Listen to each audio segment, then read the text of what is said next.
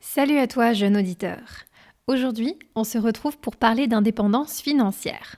Pour ce faire, j'ai fait appel à Jérémy Pajot. Investisseur immobilier, entrepreneur et créateur de formations en ligne, Jérémy vit désormais de ses rentes et de ses dividendes. Quitter la rat race, remplacer son salaire par des revenus passifs, ensemble on est revenu sur les différents leviers qui permettent à bon nombre de personnes d'atteindre cette liberté chaque année. On a également parlé des dérives et des différences entre investisseurs IMO et gourous du marketing digital. Donc si ça t'intéresse d'en savoir plus sur le sujet, je te laisse avec la suite. Bonjour et bienvenue sur Outrospection, le podcast qui te sort de ta tête et qui t'ouvre aux autres. Bonjour à tous et bonjour Jérémy. Bonjour. Alors aujourd'hui, je suis ravie de te recevoir puisque pour ceux qui ne te connaissent pas, Jérémy Pajot, en fait, c'est un investisseur, mais pas que. On va dire, tu as une mission de vie qui est assez intéressante.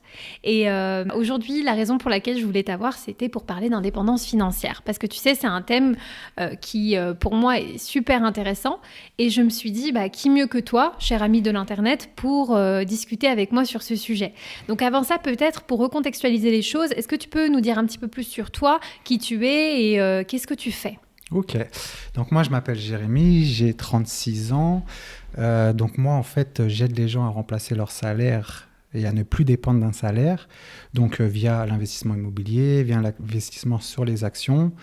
Et donc mon but c'est vraiment d'aider les gens à atteindre entre guillemets l'indépendance financière, parce que l'indépendance financière, on l'expliquera peut-être après, mais c'est un grand mot. C'est vraiment de ne plus dépendre d'un salaire et pouvoir soit arrêter de travailler et faire autre chose, donc leur passion ou ce qu'ils veulent, ou justement ne plus dépendre d'un patron. Donc moi j'ai commencé à travailler en 2011, pendant 8 ans exactement, où j'étais salarié, et j'ai arrêté de travailler en 2020. Donc ça veut dire que j'ai remplacé mon salaire via mes loyers et mes dividendes. Et maintenant, j'aide justement les gens à faire comme moi, c'est-à-dire de ne plus dépendre d'un salaire. Super, donc tu es un petit peu ce qu'on appelle un rentier. Oui, on va dire ça. ça fait vachement vieux, en fait, rentier. En fait, j'aime pas rentier parce que pour moi, un rentier, c'est quelqu'un qui... quelqu'un qui fait plus rien. Ouais. Donc non, moi, je suis pas un rentier, je suis plutôt quelqu'un qui ne dépend plus d'un salaire, en fait. Je peux subvenir à mes besoins, avoir la même qualité de vie que j'avais avant quand je travaillais dans le salariat, exactement la même qualité de vie, mais je n'ai plus besoin de pointer de 9h à 17h, 18h pour avoir ce salaire-là. Donc, pendant ces horaires-là, je fais autre chose, des activités qui me passionnent plus, en fait. Oui, on va en parler justement parce que toi, bien que tu sois aujourd'hui plus dépendant d'un salaire, ça t'a pas empêché d'être quand même dans l'action. Et donc, tu mènes pas mal d'activités en parallèle, en même temps aussi. Et c'est ça que je trouvais intéressant dans le fait de te recevoir aujourd'hui parce que moi, tu fais partie de ces personnes qui aujourd'hui ont atteint un certain stade qui, je trouve, est très inspirant. Et avant qu'on rentre vraiment dans le vif du sujet, tu sais, on a une petite tradition dans le podcast, on commence un peu à découvrir l'invité à travers une question, on va dire un peu farfelue, mais je trouve ça assez cool pour commencer. Donc la question c'est, si ta vie était un film, quel en serait le nom ? Ok, donc ce serait À la recherche du bonheur. En fait, c'est un film de Will Smith. Pourquoi ? Parce qu'en fait, dans ce film-là, il part vraiment de zéro. Et moi, je suis parti de zéro, c'est-à-dire que quand j'ai commencé le salariat, je n'avais pas d'épargne du tout. J'ai commencé comme tout le monde. Et dans ce film-là, lui, il est un peu plus... Moi, j'ai commencé de zéro, lui, il était peut-être à moins 10. Mais ce que je veux dire, c'est que ce film m'inspire du fait qu'on peut vraiment tous réussir à partir du moment où on a la volonté d'y arriver, de se donner l'objectif de plus dépendre d'un salaire. C'était mon cas. Donc, ce film-là, je pense... te représente bien. Me représente. Ok, d'accord. C'est intéressant justement et c'est un parallèle qui moi m'intéresse particulièrement, cette idée de recherche de bonheur mêlée à l'argent, parce que c'est souvent peut-être une croyance qu'on peut avoir qu'aujourd'hui je ne suis peut-être pas suffisamment heureux parce que je n'ai pas assez d'argent et je serai heureux quand j'aurai de l'argent. En fait, l'argent, ça permet d'avoir une liberté. En fait, moi, l'argent, je ne suis pas accro à l'argent. En fait, l'argent te permet d'être plus libre, c'est-à-dire de faire des choses qui te passionnent plus. Donc, à partir du moment où tu n'as plus besoin d'aller travailler ou du moins de faire un travail qui ne te plaît pas vraiment, d'être bloqué en termes horaires, pour faire une passion ou faire des choses, ou avoir cette liberté, pour moi, c'est un début vers la recherche du bonheur. C'est pas le bonheur parce que l'argent te rend pas vraiment heureux, mais il te permet d'être un peu plus libre pour atteindre vraiment les objectifs que tu veux pour atteindre ce bonheur-là. Après, voilà, il y a des gens qui aiment travailler, il y a des gens qui aiment leur salariat, il y a des gens qui s'épanouissent dans leur travail. Je dis pas que pour être heureux, il faut obligatoirement ne pas être salarié. Je dis juste que essayer de quitter justement ce 9h-18h pour avoir plus de temps pour soi et essayer de vivre vraiment de ce qu'on a envie de faire, tout simplement. Très bien. Écoute, ça colle pile poil avec un petit peu ma ligne éditoriale sur Outrospection, puisque moi, en fait, j'aime partager le parcours de personnes qui passent à l'action, que ce soit justement dans l'entrepreneuriat, dans le salariat, mais qui ont simplement en fait des idées ou des initiatives qu'ils souhaitent mettre en place pour finalement être mieux avec eux-mêmes, être mieux dans leur vie. Et c'est aussi ça que je recherche à travers les personnes que je contacte aussi pour ce podcast, c'est de mettre en avant d'autres visions de la vie, justement. On peut envisager à un moment donné d'aspirer à quitter son job pour faire quelque chose d'autre.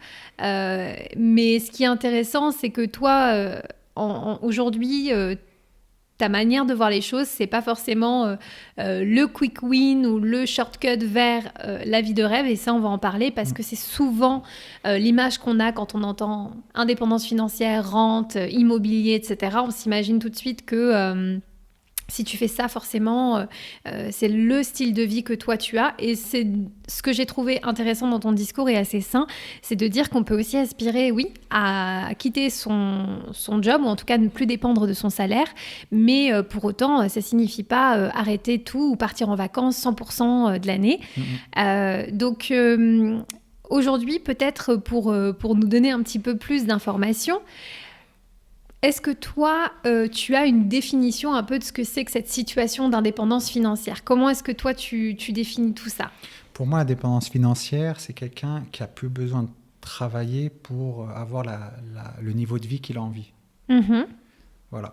Après, il y a des gens qui ont besoin de 10 000 euros par mois, il y en a 5 000, il y en a 2 000. Tout dépend des envies de chacun, de l'éducation de chacun, chacun a des besoins différents.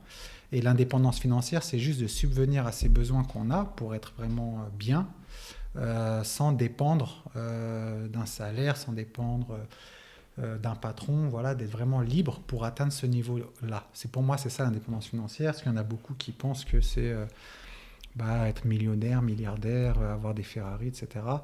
Ça, c'est pas l'indépendance financière, c'est vraiment l'abondance financière, on va dire. Donc pour moi, c'est vraiment cette définition de, comme j'ai dit au début dans l'introduction, de ne plus dépendre d'un salaire et d'avoir la même qualité de vie dont on est satisfait quand on était dans le salariat. Ouais, et plus de temps, comme tu le disais. Et plus de temps pour soi. Finalement, aujourd'hui, gagner de l'argent, en tout cas avoir un salaire tous les mois, c'est une action qui est uniquement possible parce que derrière, tu donnes de ton temps pour ton employeur ou alors pour ton activité. Et si demain, tu arrêtes de donner ce temps-là, cet argent ne tombera pas. Et toi, aujourd'hui, ce que tu as mis en place à travers tes différentes activités, ce sont des systèmes qui te permettent de générer de l'argent, même si toi, tu n'y accordes pas de temps. Oui, c'est ça. Ok. Alors, dis-nous-en un petit peu plus. D'où tu viens ? À la base, tu débarques avec cette connaissance de ce que c'est. Tu savais que tu voulais être indépendant financièrement. Enfin, est-ce que tu as été élevé dans une famille qui avait cette culture de soyez libre, faites... Non, pas du tout. Non ? En fait, moi, mes parents, ils ont été salariés toute leur vie. Donc, mon père était ouvrier, ma mère était secrétaire dans une mairie. Mais en fait, moi, j'ai fait des études de finance déjà. Donc, j'ai fait mes études à Paris, à la Sorbonne. Et déjà, j'avais quand même une base financière pour comprendre l'investissement et les risques liés à l'investissement. Et ensuite, c'est quand j'ai commencé mon premier job, c'était à Deloitte, donc c'est une boîte de conseil, où là, je travaillais énormément. Donc, surtout quand on est junior et on commence dans le salariat, on gagne peu et on nous demande énormément. Et là, je me suis dit, OK, comment pourrais-je faire pour ne moins dépendre de ça ? C'est-à-dire de travailler énormément. Bon, c'est sûr que j'étais quand même diplômé de Bac+5, donc je ne gagnais pas le SMIC, mais je gagnais Je gagnais bien, mais pas suffisamment par rapport au nombre d'heures que je faisais Ok. et par rapport au temps consacré à ce travail-là. Et je me suis posé la question tout simplement comment je pourrais faire pour moins dépendre de ce salariat-là. Et pourquoi? Parce que tu te disais qu'il y a un risque que tu tiennes pas la Je me distance? disais que pour moi, c'était pas une vie de dépendre d'horaires. Ouais. Pour moi, c'était pas possible de dépendre d'horaires aussi larges. Bon, après, je faisais peut-être 8h30, 19h30 à l'époque. Bon, c'est plus que la normale. Mais je me disais, comment est-ce que je vais m'en sortir de ça? Est-ce que je vais Ok. faire ça toute ma vie? Ouais. En fait, c'est là où j'ai eu ce déclic-là. Je me suis Ok. dit, pourquoi je devrais travailler autant? Mhm. Et est-ce que je vais devoir le faire très longtemps? Et donc ça, c'était en 2011. Ok. Et ensuite, je me suis un peu renseigné.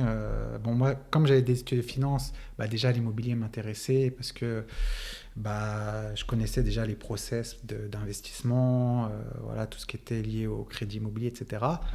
Et tout ce qui est marché financier, parce que je fais des études de finance aussi, de finance de marché, donc je connaissais un peu les marchés financiers. Ouais. Et je savais que c'était des outils qui me permettraient de moins dépendre du salariat, mais pas du jour au lendemain, mais c'était vraiment petit à petit. Mhm. Donc, comment j'ai fait? Comme j'étais dans la région luxembourgeoise, j'ai investi dans un premier temps dans l'est de la France. Et j'ai d'abord regardé les immeubles de rapport, parce que les immeubles de rapport, t'achètes en lot. Et il y avait beaucoup d'immeubles qui étaient déjà loués quand je regardais les annonces immobilières et qui étaient déjà, à l'époque c'était moins cher l'immobilier, j'avais déjà des revenus qui étaient largement supérieurs à mon crédit quand je faisais mes calculs juste en regardant les annonces Ouais. et en faisant, Ok. sans visiter les biens. Et mois après mois, je regardais. Et puis un jour, j'ai trouvé un immeuble proche d'une université dans une ville de plus de 100 000 habitants. Il y avait un tramway pas loin. Et j'ai regardé, j'ai dit, ah oui, c'est quand même c'est dynamique. Ouais. Et il y avait une rentabilité qui était intéressante. Bon, j'ai aussi négocié avec le propriétaire. Et ça, c'était mon premier investissement. Donc, c'était un immeuble de 8 appartements. C'était en 2012, début 2013. Ok. Donc, tu as Donc, attaqué j'ai mis directement un un an et immeuble. demi. Ouais, Et de ça, 8 appartements. ok. Et ça te faisait pas peur comme un premier investissement que direct de Non, partir parce que sur ça? il y avait 6 appartements sur 8 qui étaient déjà loués, Ok. dont 2 qui étaient en rénovation. Donc déjà, j'avais déjà 6 appartements loués, Avec des locataires. Donc avec là, des locataires c'était. dedans. Donc je Ok. savais déjà que j'avais mes loyers qui tombaient. De plus, c'était proche d'un tramway. Mhm. Il y avait une université, en fait, juste derrière, il y avait un campus qui était en construction avec 5000 étudiants qui devait être livré dans un an, donc un an après que je l'ai acheté. Donc je me suis dit, le risque, il est très très faible. Ok. Et sachant dans cette période-là, c'était après la crise 2011, donc les banques, il y avait moins de concurrence sur le marché immobilier, donc il y avait plus de marge de négociation, surtout sur des immeubles. Et quelle a été l'étape suivante?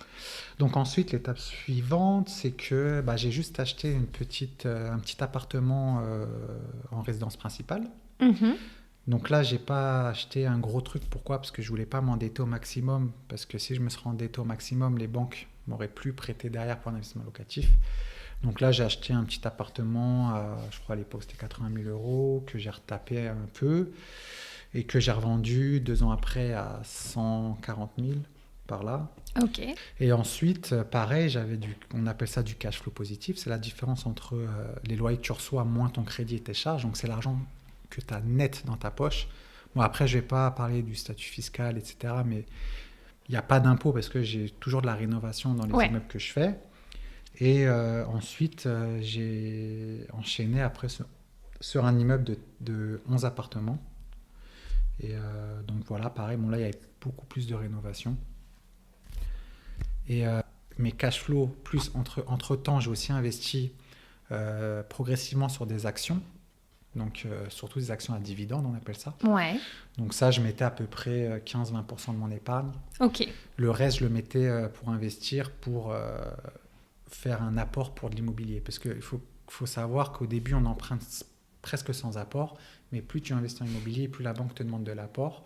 Et donc souvent, je mettais de l'épargne ou je mettais en actions, donc des actions à dividendes, et je mettais également sur un compte épargne pour de l'apport pour un prochain investissement. Ok. Voilà. Et en fait, j'ai répété ça année après année.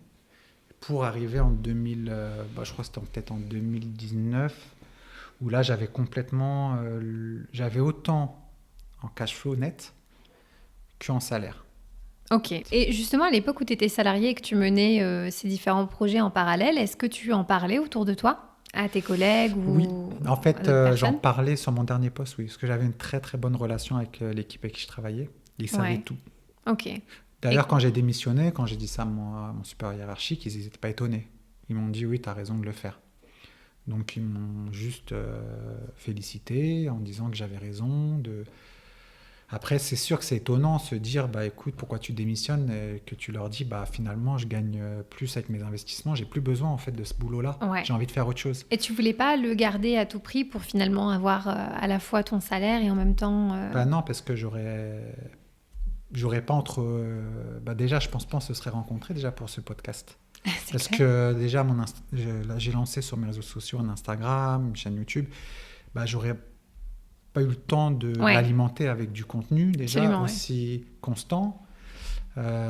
Puis voilà, c'est du travail de faire des vidéos, trouver des idées. Euh, donc, je pense pas que j'aurais pu faire les deux. Alors justement, tu le disais, c'est un peu grâce à la création de tes contenus qu'on s'est rencontrés, puisque toi, donc il y a quelques mois en arrière, tu as lancé ce compte Instagram où tu Mm. partages justement un petit peu les dessous en fait de la vie d'entrepreneur, que ce soit dans l'IMO ou dans d'autres de tes activités. Et c'est vrai que quand on était en train de préparer cet épisode, je te disais justement, il y a un sujet sur lequel j'ai envie de te challenger un peu, c'est salut à toi, jeune entrepreneur, tout ça. Tu vois, cette vague de mecs qui font de l'investissement et qui te promettent que si tu regardes leurs vidéos, télécharges leur e-book ou tu t'inscris à je ne sais quoi ou que tu achètes leur formation, finalement, tu vas pouvoir en tout cas devenir riche, pouvoir te payer la vie de tes rêves. Et c'est assez marrant et en même temps contradictoire avec ce que tu viens de dire. Ce que j'apprécie chez toi, c'est que tu montres aussi du très concret par rapport à l'immobilier, que ce soit ce que ça veut dire que de faire de la rénovation, de la division, par exemple dans ton cas où tu as acheté cet immeuble, ou bien les galères que tu peux avoir avec des locataires quand ça arrive, parce que c'est des choses qui peuvent arriver. Quelle est toi un petit peu ta vision de cet écosystème dans lequel toi t'évolues en tant qu'investisseur, mais en tant que créateur de contenu sur ce marché niche qui Mm. est l'investissement immo et puis des autres Mm. investissements, et comment arriver à faire la différence pour que les gens aussi te mettent pas un peu dans le même sac, tu vois? Mm. En fait, dans ce business-là, c'est très, très m'as-tu vu parce que malheureusement, la plupart des créateurs de contenu vendent beaucoup plus quand ils montrent du rêve. Et c'est prouvé, en fait, en termes de chiffres. Et ce qui fait qu'il y en a qui sont presque pas des investisseurs, c'est juste qu'ils vendent des formations en ligne et ils les vendent via leur marketing entre guillemets digital avec du rêve autour d'eux. Ils ont vraiment un écosystème lié aux belles voitures, je voyage tout le temps, etc. Mais ça, voilà, je pense à mon avis, c'est à la personne qui regarde ce contenu-là de faire la part des choses entre le marketing, donc c'est-à-dire là il me montre ça pour que voilà j'achète ces produits, ou quelqu'un qui est vraiment concret dans ses investissements. Et moi voilà, j'ai essayé et j'essaye, en fait c'est même pas que j'essaye, je le fais naturellement.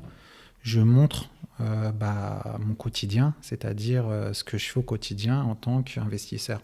C'est-à-dire, je vais sur mes chantiers. Des fois, là, dernièrement, on en parlait avant, c'est que des fois, j'ai des galères avec des locataires et je le partage. Pourquoi? Qu'est-ce qui s'est passé? Comment j'ai rénové? À quel prix? Qu'est-ce que les gens doivent faire en cas de problème avec un locataire? Ou voilà, j'essaye d'expliquer vraiment le quotidien, mon quotidien que j'ai. Parce que moi, déjà, j'ai une vie de famille, donc je ne suis pas 24 sur 24 à la plage ou faire le tour du monde. Déjà, ça ne m'intéresse pas en fait. J'aime voyager, mais pas vivre 90% de mon temps ailleurs. Et dans un second temps, pareil pour les voitures, tout ça, pour moi, être libre financièrement, c'est pas obligé. Pour moi, en fait, quelqu'un qui a une Lamborghini ou une Ferrari et qui le montre aux gens pour dire qu'il est promouvoir l'indépendance financière, pour moi, c'est de l'hypocrisie en fait. Parce que quelqu'un qui part de zéro et qui veut vraiment être indépendant financier, ça veut dire ne plus dépendre d'un salaire, il ne peut pas rouler en Lamborghini. Parce que s'il roule en Lamborghini, obligatoirement, c'est fini pour lui. Parce qu'il va rembourser un crédit conso qui va le bouffer, en fait. Ouais. Donc, c'est pour ça que moi, j'aime pas ces personnes qui vendent du rêve sur Internet, parce que c'est pas cohérent avec ce qu'ils veulent vendre. Tu peux pas vendre l'indépendance financière en Lamborghini, c'est impossible. À moins que tu peux le vendre à des familles riches ou des gens qui partent pas de zéro. Ouais. Ok, eux, tu peux leur vendre ça. Ouais.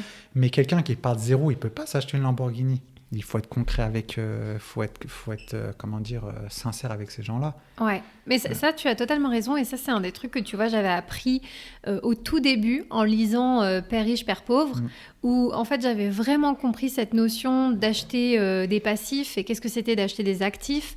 Et en fait, de se dire, mais mince, t'as tellement de gens dont la préoccupation première, c'est acheter la voiture la plus chère pour montrer aux gens que cette personne a des moyens et qu'elle pèse. Et en fait, on se rend compte que, pas pour tout le monde, mais pour beaucoup de ces personnes-là, ça représente un tel investissement qu'au final, ça les rend beaucoup plus pauvres que ce qu'ils étaient avant d'acheter la voiture, en fait. Et donc, même si d'apparence, c'est une voiture qui vaut cher, la personne qui achète ça et qui part de zéro, comme tu dis, finalement, elle se rend encore plus pauvre qu'elle ne l'était. On peut totalement être indépendant sans vouloir acheter une villa, sans vouloir prendre des jets ou voyager 100% de l'année. Ça, c'est que marketing, en fait. C'est pour vendre du rêve aux gens, et les gens, la plupart du moins, ceux qui sont un peu plus, on va dire, moins développés intellectuellement, moi je pense que c'est la vérité, c'est que arrive un moment, il faut faire la part des choses. Avoir un jet, c'est, je sais même pas, c'est moins de 1% de la population mondiale. Parce que les gens n'imaginent pas ce que Après, c'est d'avoir un jet. Voilà, location d'une Ferrari, à l'heure, c'est possible. Mais arrive un moment... Tu ne peux pas vendre de l'indépendance financière en montrant une Lamborghini, surtout à des gens qui, du moins, ne partent de zéro. Quand j'y partent de zéro, c'est qu'ils ont commencé dans le salariat, et ils ont fini leurs études, ils n'avaient pas énormément d'épargne, et ils ont commencé année après année à travailler, à épargner comme tout le monde. Ça, vendre une formation en montrant un quotidien d'être tous les jours à la piscine et tous les jours en Lamborghini, pour moi, c'est contraire à l'indépendance financière, c'est de l'hypocrisie pure, parce que ce n'est pas la réalité. Donc moi, je préfère montrer aux gens que voilà, j'ai un quotidien qui est cohérent, c'est sûr, parce que voilà, j'ai pas besoin de travailler, j'ai pas besoin de dépendre d'un patron, je vis bien, je manque de rien, mais je me roule pas en Ferrari, je suis pas tous les jours dans un hôtel 5 étoiles, parce que déjà, c'est pas mon kiff de vivre, de rouler en Ferrari tous les jours, c'est juste que c'est même pas... c'est pas ma vision des choses. Ouais. Je consomme comme tout le monde. Je suis pas, du moins, comme on appelle ça, les frugalismes, là, les gens qui font très attention aux dépenses. Je suis quelqu'un qui consomme normalement, qui vit normalement, mais la seule différence, c'est que je ne dépends pas d'un salaire et je ne suis pas obligé de me consacrer de 9h à 18h à une entreprise. Je fais ce que je veux. Voilà, je n'échange pas mon temps contre de l'argent, c'est tout. Après, je vis bien. C'est sûr que j'ai pas à me plaindre, mais je suis pas en jet privé, et pour moi c'est hypocrite de dire si tu achètes cette formation sur l'immobilier, tu vas être en jet privé. C'est faux, parce que pour être en jet privé, la plupart de ces formateurs, l'argent qu'ils ont fait, c'est pas de l'argent via l'immobilier, c'est l'argent, ils ont fait plus d'argent via leur vente de formation que via l'immobilier. Ça, il faut le savoir. C'est ce dont on parlait un petit peu en off juste avant. C'était finalement qu'aujourd'hui, la difficulté pour émerger dans ce domaine un petit peu de la formation ou bien de la création de contenu sur l'immobilier, l'investissement, c'est que c'est difficile d'être vendeur quand on vend de la réalité. Les gens sont beaucoup plus réceptifs à des messages de rêve. Mais je prends un parallèle qui n'a rien à voir, mais je pense par exemple à toutes les personnes qui font des programmes sportifs, tu vois. Si tu es une nana et que tu vois une autre nana qui a un corps de rêve, etc., et qu'elle vend un programme sportif, il y a peut-être un petit espoir qu'en l'achetant, tu aies son corps quelque part. Même si toi, tu pars, t'as rien à voir, ton corps n'est pas du tout le même ou quoi que ce soit, mais secrètement, tu te dis non, mais si j'achète son programme à elle, je vais avoir le même corps. Et j'ai l'impression que dans les mots, c'est aussi un petit peu ça. Il y a toujours un peu cette part de rêve où finalement tu sais que si tu te mets en scène, si tu te montres avec des voitures de rêve, avec en fait, cette vision un peu idéalisée et très aussi classique et presque cliché, en fait, de ce que c'est que de mener la belle vie, eh bien, les gens vont davantage acheter. Et t'as envie de penser que non, les gens sont plus évolués que ça, mais en fait, quand il s'agit de choses qu'on maîtrise pas, comme l'argent, comment faire de l'argent, comment devenir de plus en plus indépendant financièrement, eh ben, tu te rends compte qu'on est super mal barré. On manque d'une vraie éducation sur ce sujet parce qu'on a encore tendance à tomber dans le panneau que si le mec il a une belle bagnole, une belle montre, un costard bien taillé, en fait c'est forcément un gars à qui je peux faire confiance. Et je pense que c'est pour ça aussi que dans ce domaine il y a beaucoup d'arnaques. Comme tu disais, parce que finalement la personne va être... Alors évidemment je mets pas tout le monde dans le même sac, mais il y a aussi beaucoup de gens qui sont très bons dans le marketing digital. Et en fait, si tu es bon et que tu maîtrises bien les codes du marketing digital, finalement tu peux vendre tout ce que tu veux, quoi. Exactement, c'est ça. Tu peux vendre tout ce que tu veux. Mais c'est ça en fait qu'on oublie, c'est qu'on pense qu'ils sont bons dans l'investissement IMO, mais en réalité, ce dans quoi ils sont surtout bons, c'est dans le marketing digital. Exactement, c'est ça. Et donc, c'est pour ça que c'est intéressant aussi de bien analyser. Mais ça, je le dis pour tout et tout le temps, moi, dans le podcast ou même sur Instagram. Mais c'est important de faire attention à qui peut potentiellement nous influencer dans nos choix de vie, d'où on prend l'information, d'où vient la source. Parce que même si ça nous arrange de penser que c'est facile et que le rêve est accessible, il y a bien une raison pour laquelle tout le monde n'est pas riche, tout le monde n'est pas indépendant financier. C'est que quand même, quand on creuse un petit peu, c'est pas si facile. Et je sais qu'aujourd'hui, moi, en plus, je travaille dans le marketing, donc tout ce qui va être vraiment les moyens les plus rapides d'arriver à un objectif, c'est ce qui va être le plus sexy. Mais je trouve que quand on parle d'argent, eh bien, c'est important d'aider les gens et de les éduquer aussi sur cette notion que c'est possible, la preuve étant tu es là aujourd'hui, mais ça demande aussi un certain socle solide qui n'est pas juste basé sur je veux avoir la même voiture que toi, je veux pouvoir partir en vacances comme toi tout le temps quand je veux, etc. Et donc toi, comment est-ce que toi tu approches cette question aujourd'hui pour aider les gens à ne plus dépendre de leur salaire en fait? Sur quoi tu les aides? Déjà, mentalement, il faut être prêt. C'est-à-dire, il faut y croire et il ne faut pas se dire oui, c'est impossible. Après, il ne faut pas non plus penser que c'est trop facile, c'est-à-dire oui, si je fais ce qu'il me dit, je vais rouler en Porsche demain. En fait, c'est un processus que tu dois, c'est mois après mois, c'est salaire après salaire, c'est voilà, faut faire attention à ses dépenses, faut pas non plus ne pas dépenser, faut quand même faire attention. Voilà, moi, un exemple, c'est que quand j'ai commencé mon premier salaire, donc c'était chez Deloitte, bref, c'est une boîte de conseil. On nous proposait une voiture en leasing, tu sais, ton premier salaire. Et la plupart, je vais te dire un chiffre, mais c'est à peu près ça, c'est 90% des juniors, parce que quand tu arrives, tu es junior, on avait le droit à prendre une voiture en leasing. Donc chaque mois, je crois que ça commençait à 350 € par mois, ça montait jusqu'à 600 ou 700. Sachant qu'à l'époque, je gagnais 2200, c'était mon premier salaire. Donc ça veut dire que déjà, la boîte te disait, OK, tu peux prendre un leasing, tu peux prendre type voiture. Donc, tu avais à l'époque, c'était série 1.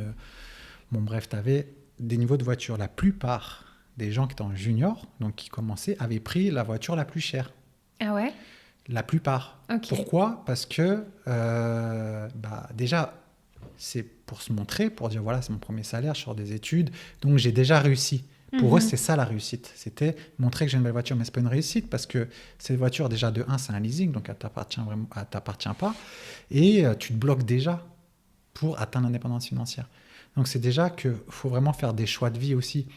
C'est pas tu vas commencer à travailler ou tu travailles et directement faire des dépenses qui sont inutiles. Parce que pour moi, à l'époque, je venais de travailler, je n'avais pas besoin de la dernière série 1 pour me sentir mieux. J'avais juste besoin d'une voiture qui me permette de vivre avec mes moyens et me permette aussi d'avoir assez d'argent de côté pour épargner et réinvestir derrière. Tu vois? Donc déjà, c'est en finance personnelle, c'est maîtriser déjà ses dépenses et pas faire comme tout le monde ou pas acheter une voiture pour épater des amis ou tes voisins, sachant que finalement, les gens, ils oublient tout ça. Ouais. Donc, déjà, le premier conseil que je donne souvent... Et donc, j'ai une formation qui est en ligne qui, justement, je parle de finances personnelles, mais c'est les bases. Ouais. C'est juste... Mais C'est- c'est super important et tu te rends compte qu'on n'est pas suffisamment éduqué sur ces sujets en réalité. Non. Hein, parce que finalement, comme tu dis, le fait de plus dépendre d'un salaire, c'est presque impossible pour certaines personnes parce qu'elles ont un tel niveau de vie que demain, si tout s'arrête et que le salaire ne tombe plus, ces personnes, elles sont presque à la rue en fait. Mm. Bah après, c'est vraiment des mentalités qui sont ancrées, puisqu'on est dans une société de consommation et aujourd'hui, c'est vraiment lié à ta voiture, à ce que tu as. Moi sincèrement, bon, j'ai jamais été attiré vraiment par les grosses voitures, mais je préfère largement acheter plusieurs appartements qui vont me rapporter de l'argent à vie que de mettre ce même argent, bon, on va dire un appartement, parce qu'une voiture ça vaut pas plusieurs appartements, mais un appartement qui me rapporte des loyers à vie que d'acheter une grosse voiture. Après, il y en a qui vont préférer acheter la grosse voiture. Pourquoi? Parce qu'ils ne se rendent pas compte en fait qu'ils peuvent avec ce même argent ou ce même crédit investir dans un actif qui va leur apporter de l'argent à vie en fait. Mhm. Et ça, ils peuvent en acheter plusieurs comme ça et répéter. Mais comme on n'est pas éduqué à l'école par rapport à tout ça, on ne sait pas à l'école, on nous explique jamais que acheter une grosse voiture, ça va surtout. En fait, acheter une grosse voiture, c'est pas mal. Mais c'est juste acheter une grosse voiture au bon moment. Tu vas pas acheter une grosse voiture quand tu commences dans le salariat ou que tu as un salaire qui est pas super élevé. Tu vois, la plupart des gens qui ont des grosses voitures ou que tu vois, bah, au Luxembourg, c'est beaucoup le cas. La plupart, hein, c'est des leasing. Ça veut dire que entre guillemets, bah, tu loues la voiture. Tu comprends? Et ça, les gens louent des grosses voitures. C'est juste parce que c'est la société qui, qui t'incite à faire ça. Tu as ton voisin qui a une voiture de telle marque. Donc, tu te dis, je peux pas acheter cette marque-là parce que vis-à-vis de lui, je serais pas, voilà, ça va, il y aura un contraste. Donc, pour moi, c'est la société qui veut ça. On n'a jamais été éduqué à faire attention à nos dépenses. On aime attraquer de publicité et on achète beaucoup de choses qui sont inutiles. Et malheureusement, ça limite l'investissement. Et la plupart des gens pensent que pour investir, il faut être riche. Non, en fait, il faut juste faire attention à ses dépenses. Il faut juste être intelligent dans ses dépenses. Ouais. Et après, si tu veux une grosse voiture, bah, donne-toi les moyens à te concentrer, à justement créer des revenus supplémentaires via l'investissement pour avoir cette grosse voiture, que de l'acheter tout de suite, sachant qu'en plus, cette voiture-là, bah, ça va te limiter dans tes futurs investissements. Tu vas l'avoir temporairement, parce qu'arrive un moment, une voiture, c'est une durée de vie, et en fait, c'est infini. Donc, tu vas toujours galérer derrière pour acheter une grosse voiture pour faire plaisir aux autres. Mais au final, tu seras en fait, bah, comme on dit dans la rat race, c'est que tu vas travailler pour payer ton crédit de cette grosse voiture, pour payer ton crédit de ta résidence principale, et indirectement, après, tu seras bloqué toute ta vie comme ça à travailler pour ce genre de choses. Que si tu fais l'inverse, c'est dès le départ, bah, tu n'es pas obligé d'acheter une voiture toute pourrite, mais acheter une voiture basique et faire attention à tes dépenses pour investir intelligemment. Ouais. Et bah, là, tu pourras t'acheter ta grosse voiture sans effort 10 ans après. C'est pour ça ce que tu disais tout à l'heure, que c'est aussi une question d'état d'esprit de départ pour commencer à investir. C'est que souvent, bah, les achats qu'on fait, ils sont aussi beaucoup liés à des insécurités personnelles. Et moi, je trouve ça super intéressant aussi parce que c'est de comprendre en fait pourquoi les gens se sentent le besoin d'acheter autant et de montrer en fait leur réussite et qu'ils gagnent de l'argent ou qu'ils sont voilà, dignes. Et ça me fait penser qu'en fait, avant même de parler d'argent, il faudrait déjà que chacun en puisse finalement se donner cette propre validation parce que l'attendre de manière externe parce qu'on a une voiture ou parce qu'on a telle maison ou parce qu'on part là en vacances, etc., c'est un cercle vicieux infini parce que bah, tu auras toujours besoin alors à ce moment-là que les gens le disent, le pensent, etc. Et quelle perte de temps au final. C'est ça. Donc toi, les personnes qui te contactent, est-ce qu'elles ont déjà un petit peu cette mentalité de se dire qu'elles ont envie de sortir de la rat race ou est-ce qu'au contraire, tu as des gens qui arrivent un peu là, qui tombent sur ton contenu et qui sont dans l'espoir que tu leur apportes un peu une recette magique? Non, la plupart, ils veulent juste se détacher du salariat. Bah, surtout en ce moment, comme dans la période de Covid, les gens ils se rendent compte que bah, le salariat, tu peux du jour au lendemain le perdre. Et il y a beaucoup de gens qui veulent juste en fait, avoir plus de temps libre. En fait, les gens, ils veulent pas être riches vraiment. Ils veulent plus avoir plus de temps libre. tout en ayant une vie, du moins un niveau de vie correct. Après, j'ai peu de gens qui veulent être extrêmement riches. Ça, après, peut-être c'est lié à mon contenu, je ne sais pas, mais être millionnaire, etc., j'ai pas trop de gens qui le veulent. La plupart, c'est vraiment se détacher de vendre son temps, en fait. Ouais. Petit à petit. Ils sont conscients.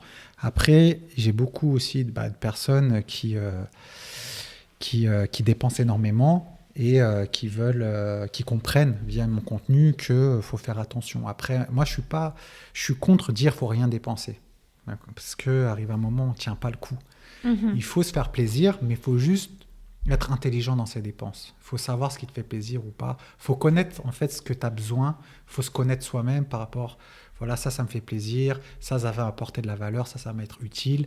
Est-ce que si j'achète vraiment ça, ça va vraiment être utile ou pas? Il faut vraiment à chaque fois se poser des questions de l'utilité et du bonheur que ça te procure. Ouais. Parce qu'arrive un moment, il y a beaucoup de choses qu'on achète qui ne servent à rien finalement en termes même de bonheur ou d'utilité. Et c'est ça qu'il faut éliminer, parce que ça peut te permettre vraiment au fur et à mesure et sur le moyen terme de te permettre d'investir et de lever de l'argent en banque, parce que les banques demandent de plus en plus d'apports. Et cet apport-là, il faut que tu l'aies, et c'est pas en dépensant bêtement ton argent que tu l'auras. Tu vois. Donc c'est une intelligence en dépense, c'est une intelligence en investissement. En fait, c'est un écosystème. Et tu peux pas être indépendant financièrement si tu es dépensier. C'est impossible. Après, y en a qui, si tu es dépensier, il faut que tu gagnes beaucoup d'argent. Mais bon, voilà, le mieux, c'est vraiment de maîtriser tes dépenses et tes recettes. Et dès que tu les as bien maîtrisées, après, il faut juste maîtriser ta façon d'investir. Et après, bon, il y a plusieurs stratégies, mais bon, je pense pas que c'est le contenu de ce podcast, sinon il durerait longtemps. Justement, mon idée, c'est de renvoyer les gens vers ce que toi tu fais pour avoir un peu plus de détails et d'informations techniques. Moi, je cherche juste à éveiller les consciences au moins sur ce sujet. Et du coup, peut-être pour terminer et puis boucler la boucle, en fait. Pour toi, indépendance financière, mythe ou réalité? J'ai un petit peu déjà une idée de la réponse, mais qu'est-ce que tu en penses?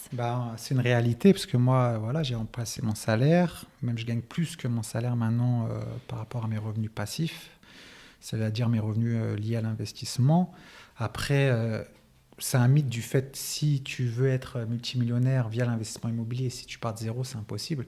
C'est une réalité si tu as déjà 2 millions sur ton compte et que tu veux investir en immobilier, oui, c'est sûr que c'est... Voilà. Mais si tu pars de zéro, comme 95% d'entre nous, voilà, que tu commences sans rien, sans épargne, et c'est une réalité, mais c'est une réalité, tu vas juste pouvoir remplacer ce salaire-là, le dépasser, sur le long terme, ça, il n'y a aucun problème, mais sur le moyen terme, je dirais moi, je dis plutôt 8-10 ans, il y en a qui disent 5-8 ans, moi, je dirais 8-10 ans, tu peux largement remplacer ton salaire. Ça veut dire ton revenu net actuel via l'investissement, que ça soit immobilier ou sur le marché financier.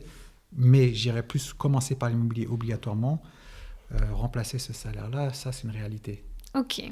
Et toi, du coup, c'est quoi tes prochains projets justement pour continuer toujours de grandir? Parce que c'est un peu ce que tu dis en fait. Au final, oui, ça va pas être aussi fulgurant que ce qu'on vous vend un petit peu sur Internet ou quoi. Mais par contre, oui, on peut bien gagner et on peut continuer à gagner. C'est pas un truc qui s'arrête. T'atteins pas un plafond comme tu peux avec le salaire parfois, où on te dit bah non, ça, oui, c'est voilà, ce que tu gagneras. Voilà, that's it. Là, voilà, c'est pour ça que j'ai arrêté aussi le salariat, parce qu'on est bloqué en termes de revenus annuels, surtout encore plus maintenant, avec la période qu'on vit là actuellement.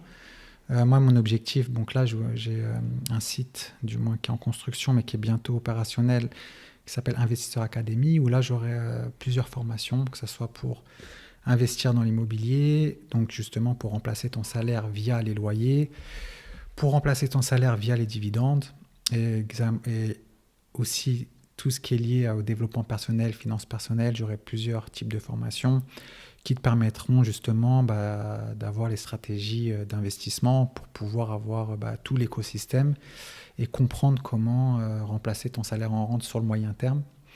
Et je suis aussi également, pour ceux qui ont entre guillemets la flemme de se former, Je suis en train d'ouvrir un cabinet de gestion de patrimoine ou pour les gens qui veulent directement être gérés via mes stratégies ou via aussi leur aversion au risque, que je puisse les accompagner dans la gestion de patrimoine.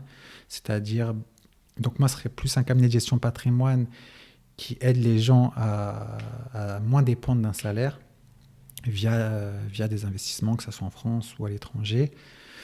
Et puis en termes personnels, moi j'investis actuellement, comme on en a parlé, d'un immeuble qui sera fini en mars-avril 2021, qu'on divise en 11 appartements, et je fais construire une villa à Bali, qui sera finie normalement pareil, février-mars 2021. Et du coup, donc, tu as un compte sur Instagram, j'allais voir le nom justement, je remettrai dans la barre d'infos. Donc ça s'appelle Vivre de tes investissements, voilà, c'est le nom du compte sur Instagram.